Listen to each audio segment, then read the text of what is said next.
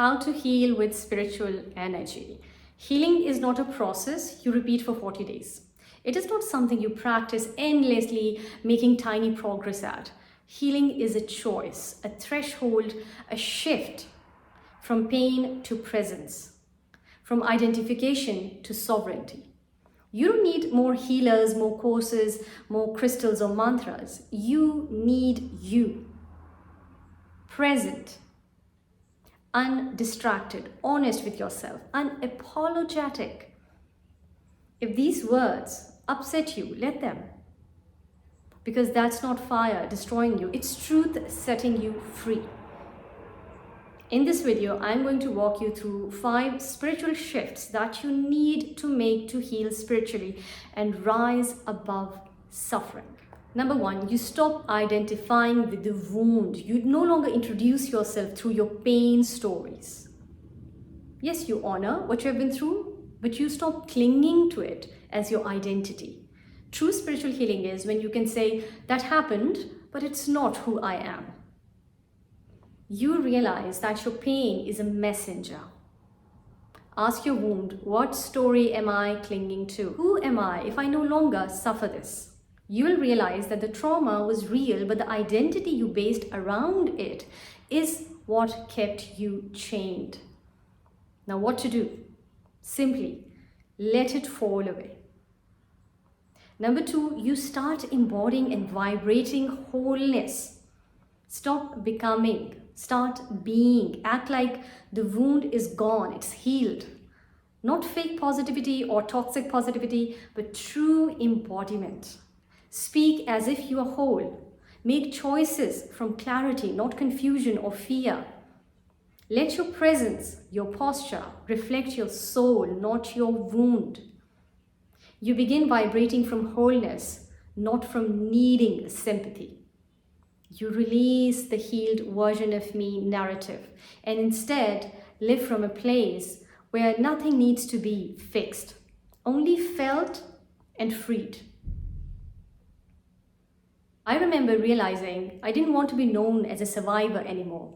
I wanted to be known as someone who remembered who they are, beyond the trauma, beyond their past. And from that space, you stop attracting people who only see your wounds. And you would start calling in people who would resonate with your power, with your sovereignty.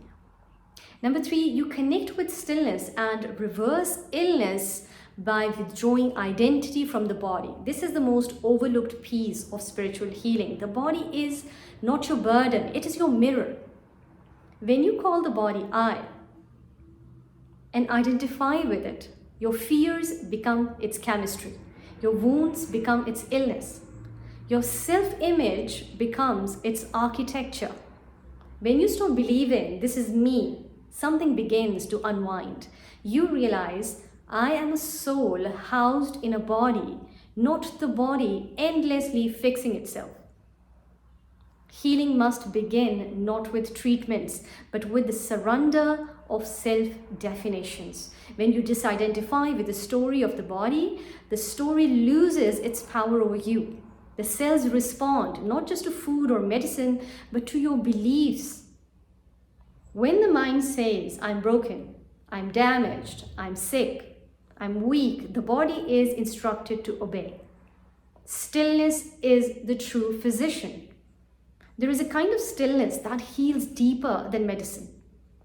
Not just the stillness of the body, but of identity, of stories, of beliefs, the struggle. The struggler, the achiever, the seeker, the one who's trying to heal. And with that stillness, what remains is just being. The nervous system quiets, the breath slows, the cells recalibrate, and the body begins to remember how to be whole again. When the fight or flight response is deactivated, inflammation decreases. When identity dissolves, energy returns to the body instead of being blocked in the ego. It rises not from effort, but from surrender. So surrender is not weakness, it is spiritual practice. So here is how to practice stillness Stillness is not passive, it is deep presence with presence itself. It is a return to the state of the witness, of the observer. It is devotion. Try this simple stillness practice every day. A. Upon awakening, lie still in your bed. Feel the sensations, but do not judge them. No labels, no stories. This is right, this is wrong, this shouldn't be happening. No, just observe and breathe lovingly into your body for at least 10 to 15 minutes every morning. And then disidentify. Look at yourself in the mirror and say, this is a reflection, not the reflector. This is the costume of the soul, not the soul itself. I now allow Creator's radiance and healing energy to flow through me throughout this day. And then do this breath ritual. Inhale deeply. This form is not who I am. Exhale with a long, relaxing exhale. I am the witness between the breaths, between two thoughts.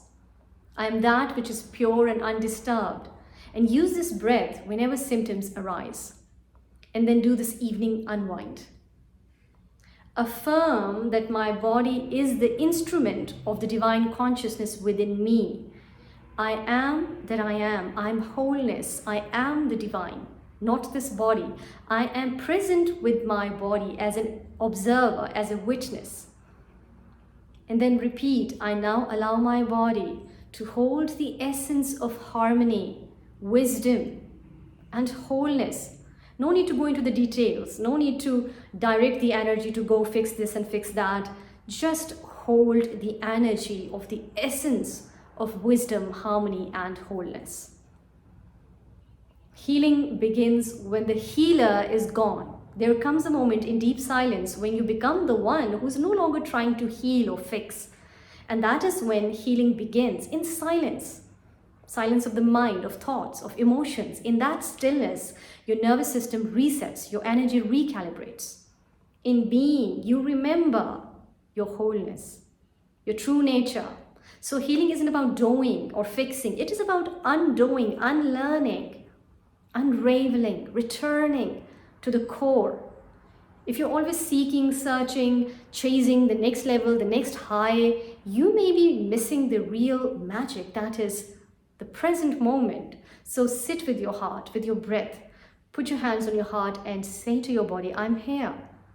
That alone shifts energy faster than any spiritual hack.